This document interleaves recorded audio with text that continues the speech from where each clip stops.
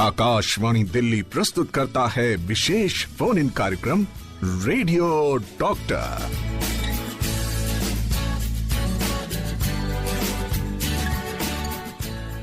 स्वागत है आप सभी का विशेष फोन इन कार्यक्रम रेडियो डॉक्टर में। श्रोताओं, सीजनल फ्लू यानी मौसमी बुखार हर मौसम में होने वाला फ्लू है।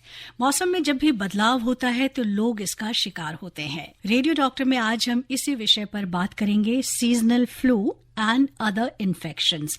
हमारे एक्सपर्ट हैं doctor Rakesh Kumar Mahajan, professor and consultant, department of microbiology, RML hospital, new Delhi, और मैं हूं सुजाता रथ। डॉक्टर साहब, आपका बहुत बहुत स्वागत है। धन्यवाद मैडम, बहुत बहुत। तो डॉक्टर साहब, सीजनल फ्लू मौसमी बुखार की बात चल रही है, तो आप इस बारे में किस तरह से शुरुआत करेंगे?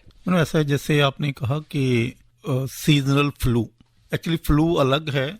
जब हम बात करते हैं तो दो तीन आज के संदर्भ में, आज के कॉन्टेक्स्ट में कुछ अलग तरह की सिचुएशन है। जब हम बात करते हैं, यदि हम कॉमन कोल्ड की बात करें फ्लू की बजाय, तो ये दो तीन चीजें हैं जिनको हम आपस में मिक्सअप करने की कोशिश करते हैं। जैसे कि फ्लू एक अलग ग्रुप है। जब हम फ्लू करते हैं, फ्लू के लिए अलग हमारे पास व्यवस्था है। एक वो ग्रुप है जिसको हम कहते हैं कॉमन कोल्ड्स। इन सभी में जो एक समानता है, जो सिमिलैरिटी है, इनिशियली लगता है कि सभी हमारे पास जो मरीज हैं वो एक तरह से आते हैं कि गले में खराश है, रनिंग नोज हो सकता है, थोड़ा फीवर हो सकता है, कुछ इस तरह के। लेकिन हर एक का कोर्स उसका अलग अलग तरह से बिहेव करते हैं। कुछ के लिए हमारे पास अच्छे इलाज हैं, वैक्सीन है, कुछ के लिए नहीं है। कुछ इसमें इन्फेक्शंस हैं जो थोड़ा सा ज्यादा अग्रेसिवली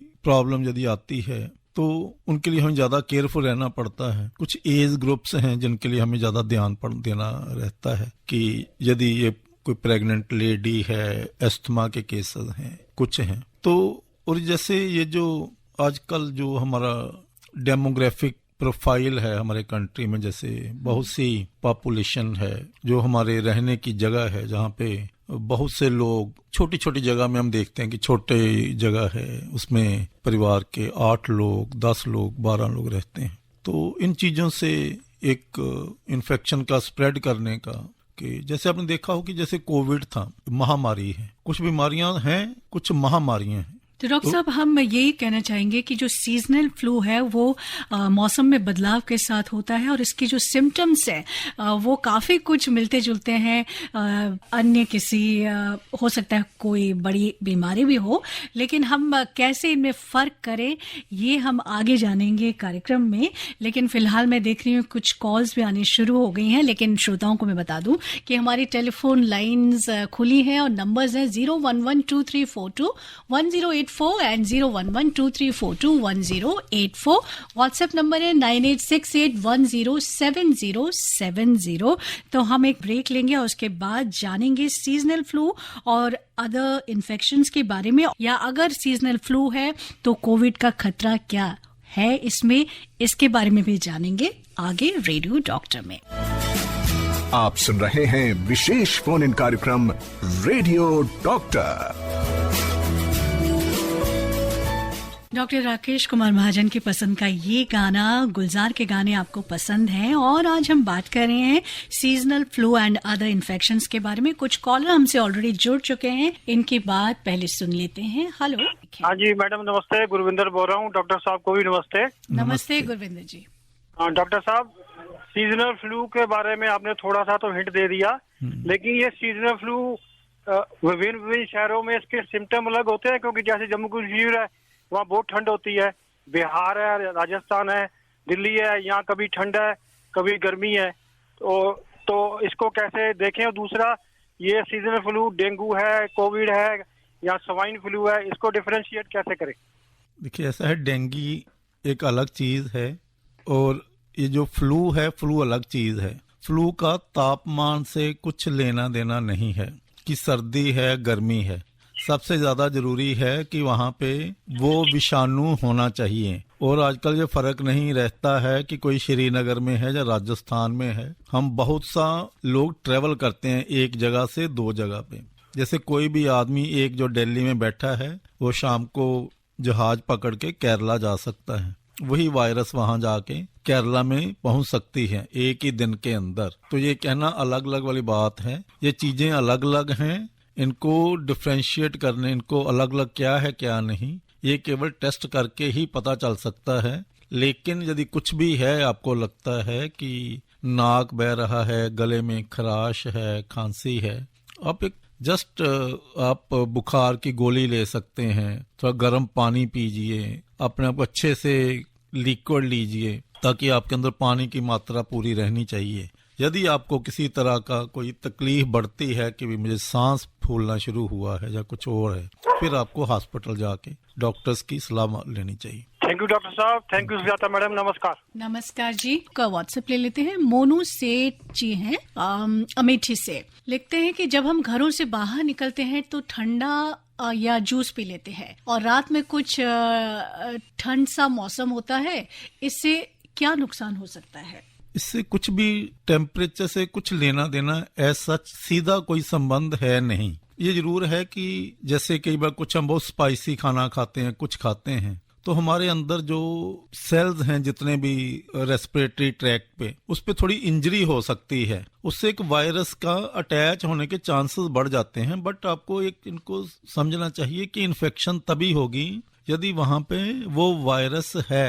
यदि वायरस नहीं है, एक तो वैसे भी है कि हमारे बॉडी के अकॉर्डिंग हम कुछ भी खाते हैं, कुछ भी पीते हैं, हमें ना तो बहुत ठंडा ना बहुत गर्म खाने की कोशिश करनी चाहिए। हमें वही कोशिश करनी चाहिए जितना कि हमारी बॉडी के टेम्परेचर के आसपास का हो। तो इन्होंने जस्ट लिखा कि एकदम धूप में जाके कुछ ठंडा पी लेते हैं या जूस पी लेते हैं, तो उससे कोई नुकसान हो सकता है? नहीं, देखिए, बहुत ज्यादा गर्मी में हम तो कहते हैं कि बहुत निकलना नहीं चाहिए। थोड़ा सा गर्मी में है तो आप कवर करके निकलिए, सिर को कवर करके। गर्मी में निकलने ठंडा पानी पीने की बजाय तो इनको यदि बहुत ज्यादा गर्मी है तो सन हीट या सन स्ट्रोक से ज्यादा खतरा है, इससे ज्यादा कि वो ठंडा पानी पीने से होगा।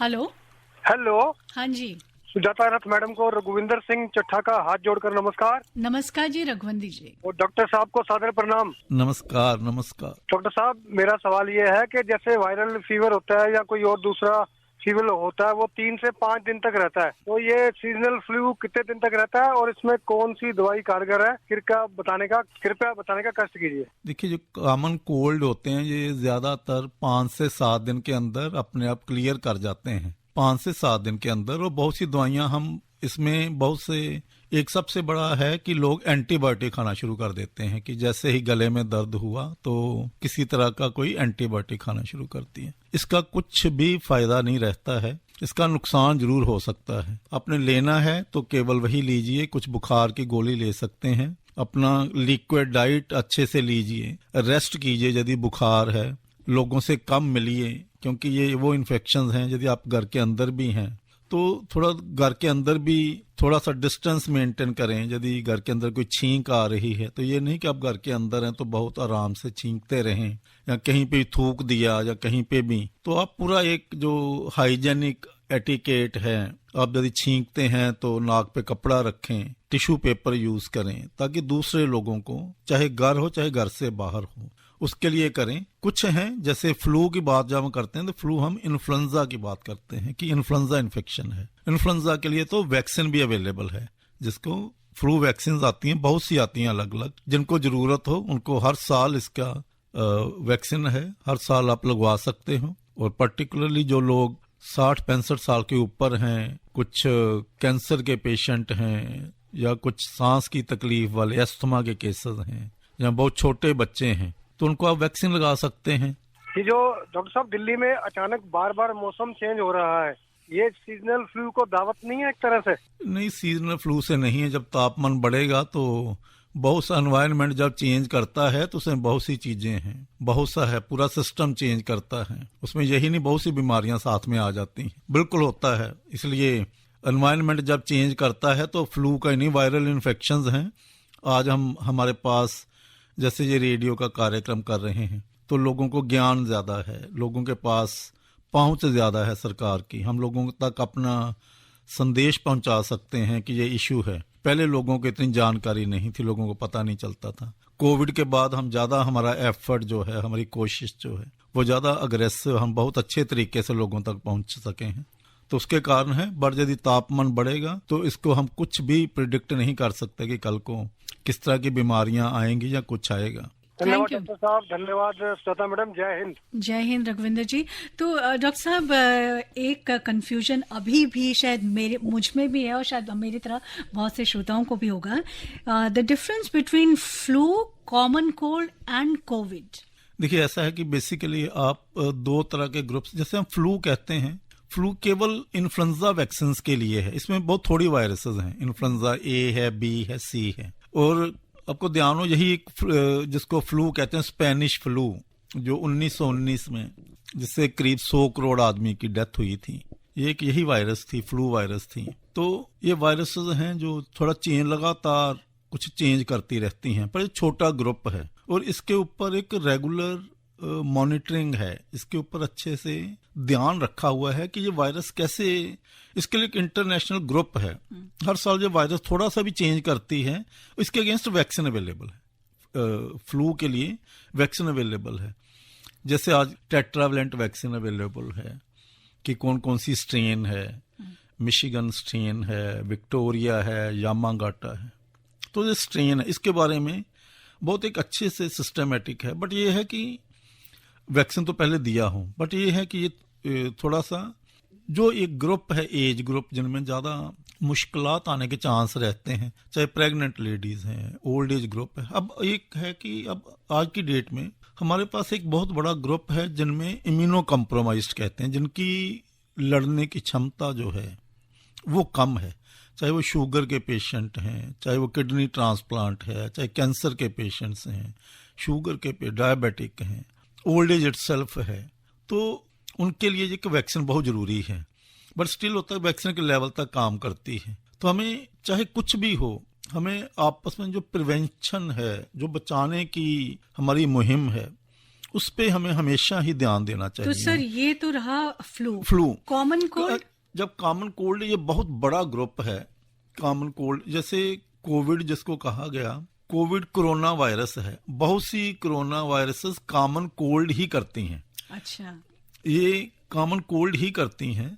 कॉमन कोल्ड में ये है कि ज्यादातर बस नाक, रनिंग नोज होगा, थ्रोट में इन्फेक्शन होगी, थोड़ा फीवर हुआ, 5-7 दिन, ये ज्यादा कॉम्प्लिकेशन करती नहीं। ऐसा नहीं है कि कुछ में इनमें वायरसेस होती हैं, जैसे डिफरेंट ग्रुप है जिनको राइनो वायरसेस कहते हैं। राइनो वायरसेस बहुत बड़ा ग्रुप है, इसमें 120-125 वायरसेस हैं। पैरा इन्फ्लुएंजा वायरसेस हैं, एडिनो वायरसेस हैं, कोरोना वायरसेस हैं।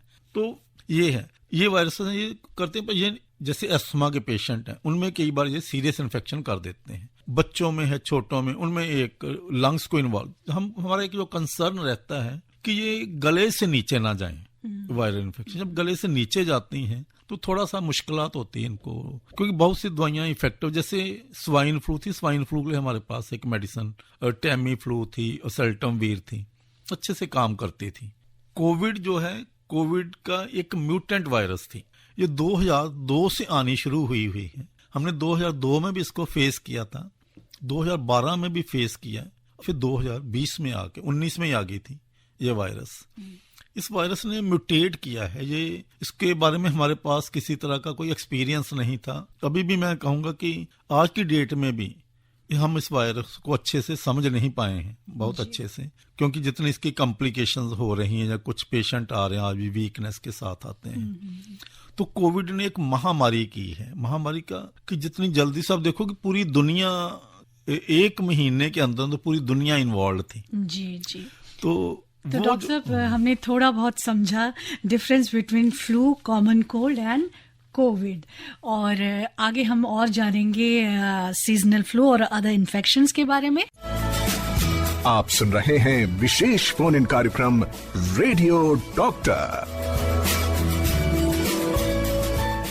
डॉक्टर राकेश कुमार महाजन हमारे एक्सपर्ट हैं रेडियो डॉक्टर में, who is professor and consultant, department of microbiology, RML hospital, new Delhi. मैं हूं सुजाता रथ और आज हम बात कर रहे हैं seasonal flu and other infections के बारे में। मेरठ से लिखा है, लिखने वाले का नाम नहीं ढूंढ पा रही हूं मैं, प्रेरणा जी। हाँ सर, इन्होंने लिखा है कि इसके सिम्टम्स क्या हो सकते हैं सर?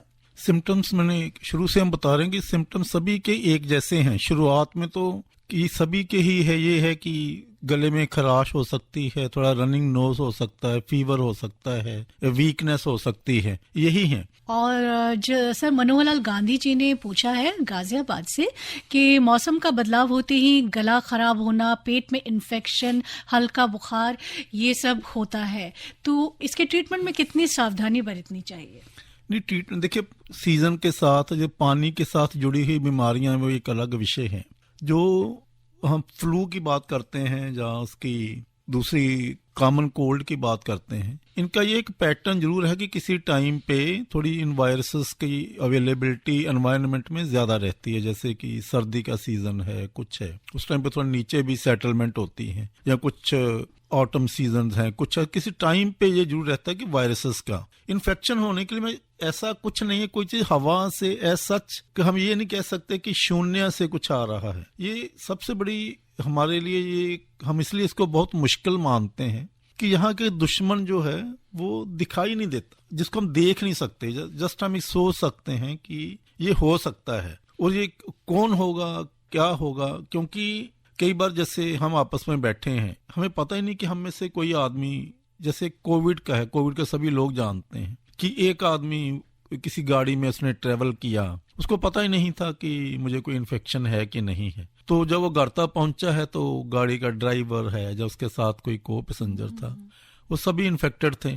तो ये इन्फेक्शन के लिए ये सबसे जरूरी है कि उसका जो एजेंट है, जो बीमारी करने वाले विषाणु है, उसका होना बहुत जरूरी है। और जो कुछ जगह पे जैसे कंजेशन है, बहुत से लोग इकट्ठे हैं, गैदरिंग है, वहां पे इनके चांसेस ज्यादा हैं। बाकी हमारा जो बिहेवियर है वो भी इसको डिटरमिन करेगा कि हम इन इन्फेक्शंस को, जैसे हमारा एक बहुत अच्छा है, जैसे कोविड में था तो हमने नमस्कार का प्रमोट किया था कि हाथ ना मिलाएं, कि नमस्ते करें। एक हेल्दी है कि हम जब हाथ मिलाते हैं, हाथ एक बहुत एफिशिएंट सिस्टम है इन्फेक्शन को ट्रांसमिट करने का, चाहे पेट के साथ जुड़ी हुई बीमारियां हो, चाहे सांस की। क्योंकि हाथ से ऐसा है कि हम बहुत एक रिफ्लेक्सली है कि हम दिन में कितनी बार हम अपने नाक मुंह के पास अपना हाथ लेके जाते हैं, बहुत कंटेमिनेटेड रहते हैं। हम दरवाजे पे हाथ लगाते हैं, वहां से दरवाजे पे जाता है। तो ये बहुत से हैं कि हम इन चीजों से तो जैसा कि सर आपने कोविड के बारे में बताया कि इसका पता ही नहीं चल पाता है कि one is a carrier of this.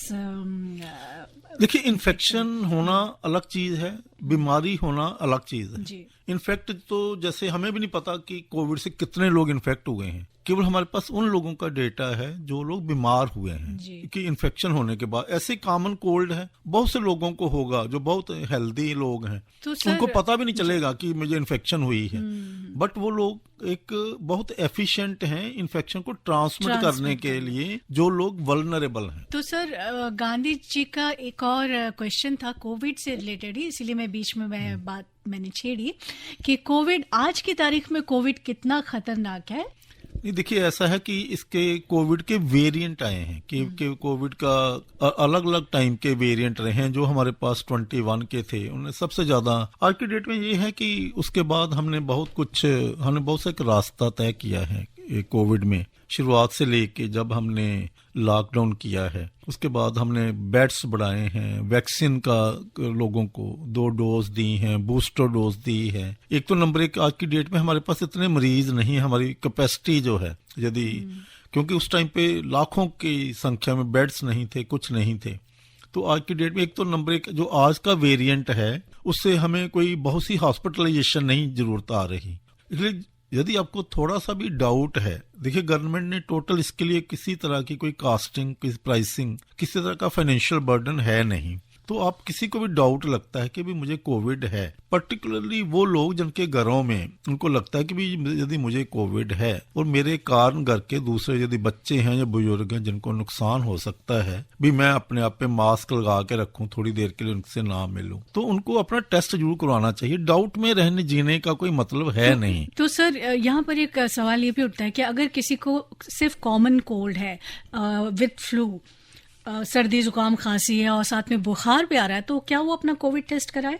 करवाने। देखिए, ऐसा कोई तरीका नहीं है जो हम मरीज को उसके सिम्टम से पहचान सकें कि ये कोविड है। जैसे कुछ चीजें बड़ी पर्टिकुलर थी अलग अलग टाइम पे, जैसे कोविड में शुरू में क्या हुआ कि लोग कहते थे मिस जो स्मेल की सेंस है वो जा रही थी लोगों को, उनको सूंघने में मुश्किलात थी कि उनको पता नहीं चल जाता था कि लोग आते थे पेशेंट के मुझे घर में ये पक रहा था, मुझे स्मेल नहीं आई, एक बहुत स्ट्रॉन्ग इंडिकेटर था। पर आज की डेट में इस पर कुछ मरीजों में आया है, पर बहुत से मरीजों में वो भी ऐसा नहीं है। तो इसके लिए ये कहना कि बड़ा मुश्किल है, पर आप टेस्ट करवा सकते हैं, टेस्ट टोटली फ्री है। तो ये प्राइवेट में भी रेट फिक्स किए हुए हैं, तो आप डाउट ना रहे। इवन कि देखिए कि ये है कि अदरवाइज हमारे पास वैसे भी यदि हम टेस्ट करा के हमें पता चल जाता है कि कुछ वायरस को हम पकड़ सकते हैं, फ्लू वायरस को पकड़ सकते हैं, कोविड को पकड़ सकते हैं। तो अगर हम टेस्ट कराएंगे तो उसमें सारे आ जाएंगे कि फ्लू है, कोविड है या फ्लू का कोविड का अलग है। फ्लू वायरस के लिए कुछ लैब्स में कुछ में फैसिलिटी है, कुछ में है, कुछ में फैसिलिटी। सर एक कॉलर वेट कर रहे हैं। Hello hello. हाँ जी, हेलो नमस्कार। हाँ नमस्कार जी, बताइए। मैं लहरपुर से एजाज अहमद एजाज लहरपुरी बोल रहा हूँ। जी जी लहरपुरिया साहब बोलिए। डॉक्टर साहब से पूछना ये है कि ये बलगम का आना, सांस का फूलना और खांसी आना का ये भी कोविड का कोई है इसका रिलेशन इसमें? नहीं, यदि बहुत पुरानी यदि बीमारी है आपको तो आप अपने किसी डॉक्टर को दिखाएं, क्योंकि बलगम चेक करानी पड़ेगी। ये जरूरी नहीं है कि ये कोविड हो, कुछ और भी हो सकता है। सांस के फेफड़ों की बहुत सी बीमारियां होती हैं। यदि कोविड होगा तो कोविड बहुत जल्दी से फैलता है, बहुत जल्दी से बीमारी को बढ़ाने की कोशिश करता है। ऐसा नहीं कि ये आराम से बैठा रहेगा कि 2 महीने 3 महीने ऐसे बलगम आएगी। तो इसके लिए बेहतर है कि आप किसी डॉक्टर से अपने आसपास के हेल्थ सेंटर में जाके एक बार अपना निरीक्षण परीक्षण करवाएं। जी थैंक यू लहरपुरिया साहब। और SS माली जी हैं वेस्ट बंगाल से, लिखा है कि what are the special precautions that have to be taken for aged group? Precaution तो सभी को लेनी है, एजेड ग्रुप हो चाहे यंग हो। क्योंकि एजेड क्यों लेंगे?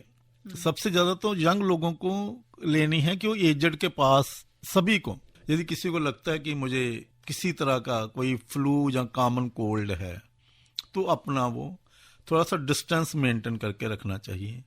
अपने हाथ को बार बार धोएं, ताकि हाथ यदि गंदे हैं तो उनके साथ टच ना करें, उनके कमरे में ना जाएं। थोड़ा सा यही एक प्रिकॉशन। यदि बुजुर्ग हैं तो उनको वैक्सीन एक लगवाएं, कम से कम जिसके लिए फ्लू के लिए है उसके लिए भी वैक्सीन अवेलेबल है, कोविड के लिए भी वैक्सीन अवेलेबल है। जो दो हमारे पास जो महत्वपूर्ण जो विषय हैं जिनके साथ एक कंसर्न है हमारा, दोनों के लिए वैक्सीन अवेलेबल है। बाकी ये है कि उनको खाना पीना एक अच्छा हमें रखना चाहिए। हमें खाने पीने में ये जो फास्ट फूड्स हैं इसके बारे में हमें सोचना होगा जी। कि ये, क्योंकि ये हम एक अच्छे रास्ते पे, अच्छी सेहत के रास्ते पे लेके जा नहीं सकते जी। हाँ, एक कॉलर है। हेलो। Good evening madam. हाँ गुड इवनिंग, कौन सा बोल रहे हैं? मैडम गुरप्रीत सिंह बोल रहा हूँ, यूपी लखीमपुर के नीचे। जी गुरप्रीत जी बताइए। मैडम अगर मेरे को, जैसे मैं उस दौरान कोविड में, जैसे डॉक्टर साहब बता रहे हैं, मुझे स्मेल की शक्ति है, वो थोड़ा कोविड पॉजिटिव हो गया था, लेकिन उसके बाद मैंने बूस्टर डोज तक 3 डोज ले ली। अब मैडम इसमें कोई बहुत ज्यादा प्रिकॉशन की क्या जरूरत है? कोई मॉर्टेलिटी मतलब कोई डरने वाली बात तो नहीं है बूस्टर डोज के बाद?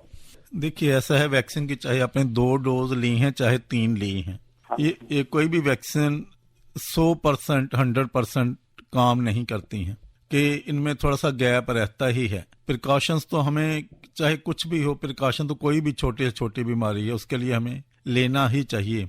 हम मच्छरों से बच के रहते हैं कि वो दिखाई देता है, तो जो जितनी भी जो वायरसेस हैं जो, क्योंकि यदि ये एक हमें ये ध्यान रखना चाहिए कि यदि इन इन्फेक्शंस में लंग्स की इन्वॉल्वमेंट हो जाती है तो एक मुश्किलात खड़ी रहती है, कि थोड़ा सा मुश्किल होता है पेशेंट को मैनेज करना कि वो कैसे आगे बीमारी कैसा रास्ता लेगी कैसा नहीं लेगी। प्रिकॉशन तो लेनी चाहिए, अच्छा खाना पीना चाहिए, वॉक करें, अच्छा अपने आप को लिक्विड डाइट अच्छा हाइड्रेट करके रखें, प्रॉपर नींद लें तो ठीक ठाक है। उसके लिए अपने आप को यही एक प्रिकॉशंस होती हैं। हाथ धोएं, लोगों से बात करना थोड़ा डिस्टेंस से बात करनी चाहिए, बिल्कुल बहुत पास जाने की जरूरत नहीं है। आप सुन रहे हैं विशेष फोन इन कार्यक्रम रेडियो डॉक्टर। तो डॉक्टर साहब, दिनेश जी ने एक व्हाट्सएप मैसेज किया है कि फ्लू का वायरस कितने टाइम तक एक्टिव रहता है? एक्टिव इन द सेंस हम जब कहते हैं कि 5 से 7 दिन तक, ये हमारे बाहर से हमारी बॉडी ही फाइट करती है, चाहे फ्लू हो या कोई भी वायरस है, यदि वो नहीं उतने दिनों में क्लियर करती है, यदि वायरस परसिस्ट करती है तो वहीं पे एक डॉक्टरी असिस्टेंस की जरूरत आती है। जी, प्रकाश चंद्र का मैसेज में ले रही हूँ sir, how can we prevent seasonal flu among children? Seasonal flu की मैं वही बात बता रहा हूँ कि एक फ्लू जो है, फ्लू की जब बात करते हैं तो इन्फ्लुएंजा की बात करते हैं, उसके लिए वैक्सीन अवेलेबल है। उसके लिए चाहें तो इसकी हर साल एक इंजेक्शन लेना होगा।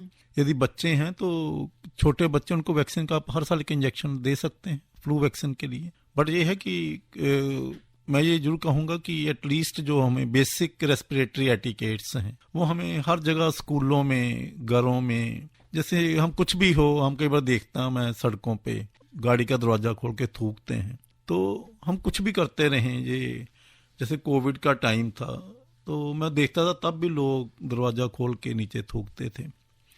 तो ये बहुत बड़ा एक तरह से सड़क पे टाइम बम छोड़ने वाली बात है। हम कहीं पे भी थूक देते हैं, कहीं पे भी आपने स्नीज किया, किसी को टच कर दिया किस चीज को, वो सब कुछ हमें ध्यान देना चाहिए। बच्चों के लेवल पे ही हमें शुरू करना चाहिए। बच्चे ही एक हमारा मैसेज है जो बहुत दूर तक ले जा सकते हैं। मोनीश इदरीसी जी ने बिलासपुर से लिखा है, सर कुछ घर के लिए टिप्स बताइए। घर के लिए क्या, हर एक के लिए टिप्स तो वही रहते हैं जी। टिप्स घर के लिए क्या है, हम टिप्स की ही तो बात कर रहे हैं जी। घर में जैसे अगर हमको प्रिकॉशंस लेनी हो तो क्या करना चाहिए? घर में यही है कि देखिए, प्रिकॉशन द सेंस, प्रिकॉशन तो उस टाइम की बात है यदि किसी को हुआ है। यदि किसी को लगता है कि घर में कोई इन्फेक्शन हुई है तो उस आदमी को आइसोलेट करना चाहिए, अपने आप को अलग रखना चाहिए जब तक कि उसका, यदि बहुत सारी वो छींकें आ रही हैं, उसको बहुत सा रनिंग नोज है, तो वो बहुत अपने आसपास का जितना वातावरण है उसको कंटेमिनेट करके रखता है। वहां पे बहुत सी वायरस रहेगी, तो उस एरिया को वेंटिलेट करके रखना चाहिए। उसको अच्छे से क्लीन करें। उनके के हैंकी हैं, जैसे कपड़े, जो टिश्यू पेपर यूज करना चाहिए। यदि कोई कपड़े गंदे हुए हैं तो कपड़े थोड़े अलग से धोए जाएं। तो यही प्रिकॉशंस हैं। बाकी हाँ। Hello hello ma'am. हेलो, हाँ, कौन सा बोल रहे हैं? मेरा नाम दीपू है। बताइए मैम, सीजनल फ्लू के लिए हमें क्या खाना चाहिए? कुछ भी खाइए आप, प्रोटीन रिच डाइट खाइए, सूप पीजिए, दालें खाएं, सब्जियां खाएं। केवल हम तो यही कह रहे हैं कि एक फास्ट फूड है, बर्गर हैं, पिज्जाज हैं, इनको अवॉइड करें। आप नूडल्स ना खाएं किसी तरह का।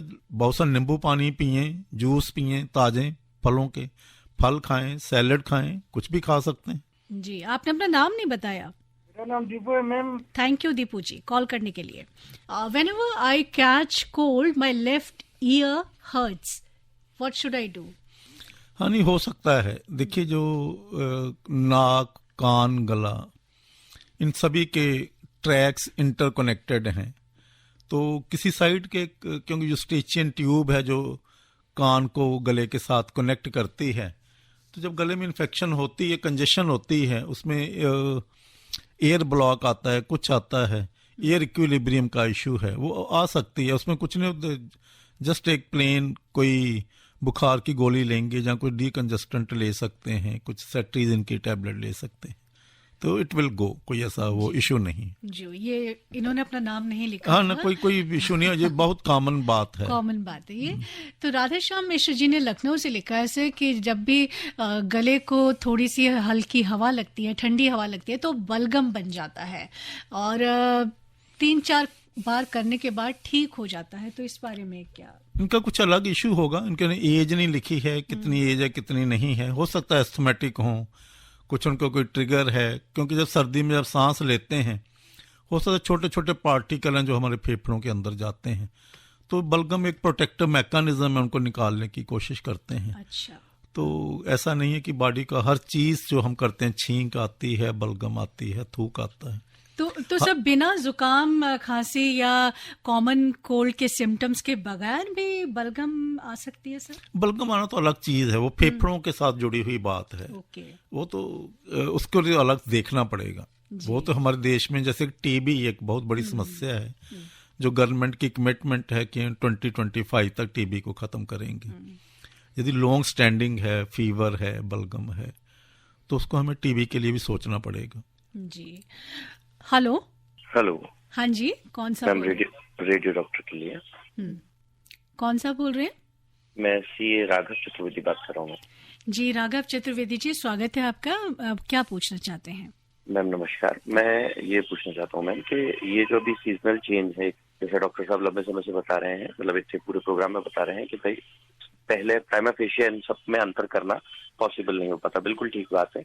लेकिन जैसे ही एक व्यक्ति को ये प्रॉब्लम होती है, परिवार में और लोगों को होने लगती है, तो क्या एंटीबायोटिक का हमें यूज करना चाहिए शुरुआत में, या नहीं करते हुए बाकी किन चीजों को, मतलब एंटीबायोटिक जनरली ये जानकारी है कि परेशान करते हैं, बॉडी पे साइड इफेक्ट डालते हैं, तो उनको किस लेवल तक तो इग्नोर करना चाहिए और कब लेना शुरू करना चाहिए? एंटीबायोटिक देखिए, एंटीबायोटिक बैक्टीरिया के अगेंस्ट काम करने वाली दवाई है। वो ये हथियार है जो बैक्टीरिया पे काम करते हैं। वायरस की कोई ऐसा वायरस का हिस्सा ही नहीं है जहां पे एंटीबायोटिक काम करता है। ठीक सर। जिस पे कोई काम ही नहीं करते, आप वहां पे गोली चला रहे हो जहां पे आगे कोई टारगेट ही नहीं है। ये तो वो बात है। और इसका कोई नहीं, एंटीबायोटिक की तब जरूरत पड़ती है कि जैसे रेस्पिरेटरी ट्रैक है जो इनका वायरसेस का मेन टारगेट है, उसमें जो होता है कि इनके सेल्स को, रेस्पिरेटरी ट्रैक्ट के जो सेल्स हैं, वायरल इन्फेक्शन में थोड़ा डैमेज जरूर होता है। डैमेज तो ये करेंगे, जब डैमेज करते हैं तो उसके बाद जरूर बैक्टीरिया कई बार इन्फेक्ट कर देते हैं। वो यूजुअली इसको 5 दिन 7 दिन लग जाते हैं। यदि उसके बाद 5-7 दिन के बाद लगता है कि बलगम आनी शुरू हुई है, कुछ हुआ है, बहुत पीले रंग की बलगम आ रही है, फीवर आना शुरू हुआ है, तब आप एंटीबायोटिक लें। बट स्टिल मैं ये कहना चाहता हूं कि आप एक बार डॉक्टर से ओपिनियन जरूर लें। अदरवाइज रूटीन में शुरू में एंटीबायोटिक लेने का आप ज्यादा नुकसान कर सकते हैं। जी मैं बिल्कुल इस बात से सहमत हूँ सर। शुरुआती बुखार में सिर्फ बुखार की गोली से ही घर पे 2-3 दिन काम चलाएं। हाइड्रेशन लें, विटामिन सी लें, सिट्रियस फ्रूट्स हैं, ये जो है लेमन जूस है, पर हाइड्रेशन बहुत, रेस्ट बहुत इंपॉर्टेंट है कि आप रेस्ट लें थोड़ी सी, लोगों को दूसरों से। जी बिल्कुल सर, धन्यवाद। Thank you Raghav ji call करने के लिए। तो सर आपने जैसे कि कहा कि नॉर्मल जो पैरासिटामोल है या बुखार की गोली से अगर बुखार उतर जाता है 3 दिन में, 5 दिन में, 7 दिन में, तो ज़रूरत नहीं है एंटीबायोटिक्स किया। लेकिन अगर नहीं उतरता तो डेफिनेटली हमें डॉक्टर से परामर्श करना चाहिए और फर्दर ट्रीटमेंट के लिए आगे जाना चाहिए। बिल्कुल। आप देखिए कि हम तो हमेशा ही कहते हैं, चाहे कोविड था उस टाइम पे जब बहुत सा पेशेंट आ रहा था, जैसे हम देखा होगा कि डेंगू है, डेंगू के टाइम पे भी कई बार यदि बहुत से केस आने शुरू हो जाते हैं तो एक पैनिक रिएक्शन है। हमारे पास हर तरह की बीमारी है, हॉस्पिटल में लिमिटेड स्पेस है, उतने बेड हैं, तो यदि आप बिल्कुल पैनिक रिएक्शन होगा कि हर जिसको बुखार हुआ वो हॉस्पिटल में भागेगा, तो जो डिजर्विंग केस हैं, जो हार्ट पेशेंट हैं, कुछ एक्सीडेंट के पेशेंट्स हैं, हम उनका जो उनको सर्विसेज चाहिए हैं वो अफेक्ट होती हैं। तो आप थोड़ी देर वेट करें, कोई ऐसा नहीं है, एक क्रोसिन का है, कोई भी एक पैरास्टामोल टैबलेट ली है, उससे काम चलाएं थोड़ा सा, पर एक हाइड्रेशन का जरूर ध्यान रखें कि उनका वो रहे, थोड़ा रेस्ट करें, थोड़ा सा एक अलग से, यदि आपको लगता है कि रनिंग नोज है या कुछ छींके मीके आ रही हैं, थोड़ा एक अलग से अपने को थोड़ा सा रखने की कोशिश करें। हाथ धोएं अच्छे से, कि लोगों को हाथ ना मिलाएं। हम बच्चों को किस कर देते हैं, हम इसी बच्चे पास आते हैं, उस चक्कर में हम इन्फेक्शन एक बच्चे को देते हैं, एक बच्चा पूरे घर को इन्फेक्शन दे देता है। बिल्कुल सर, एक आखिरी सवाल ले लेते हैं। मोहम्मद सरफराज आलम जी का है, अरेरिया बिहार से, कि सीजनल फ्लू के बचाव के लिए कोई वैक्सीन उपलब्ध है? बिल्कुल अवेलेबल है, सीजनल फ्लू के लिए वैक्सीन अवेलेबल है। हर साल उसका अपग्रेडेशन भी होता है। टेट्रावैलेंट वैक्सीन आई हुई है, वो आप लगा सकते हो, तो स्वाइन फ्लू को भी कवर करती है, सीजनल फ्लू को भी कवर करती है। तो ये वैक्सीन डॉक्टर से रिकमेंड करके ही लगवाएं? बिल्कुल डॉक्टर के पास जाना चाहिए, क्योंकि लगाएगा भी तो कोई वैक्सीन ना। जी कहीं ऐसा ना हो कि सर वो केमिस्ट के पास चले जाएं। नहीं ऐसा नहीं है। जी अपने डॉक्टर से लिखवा कर प्रेस्क्रिप्शन लेकर तभी बिल्कुल तभी लगवानी चाहिए। तो सर आपका बहुत बहुत शुक्रिया हम अदा करना चाहेंगे आज के प्रोग्राम में आने के लिए और इतनी इम्पोर्टेंट हमें जानकारी देने के लिए। और आरती मिश्रा ने लखीमपुर खीरी से तारीफ की है, सराहना की है कि very good information about seasonal flu. Thank you doctor साहब एंड सुजाता जी।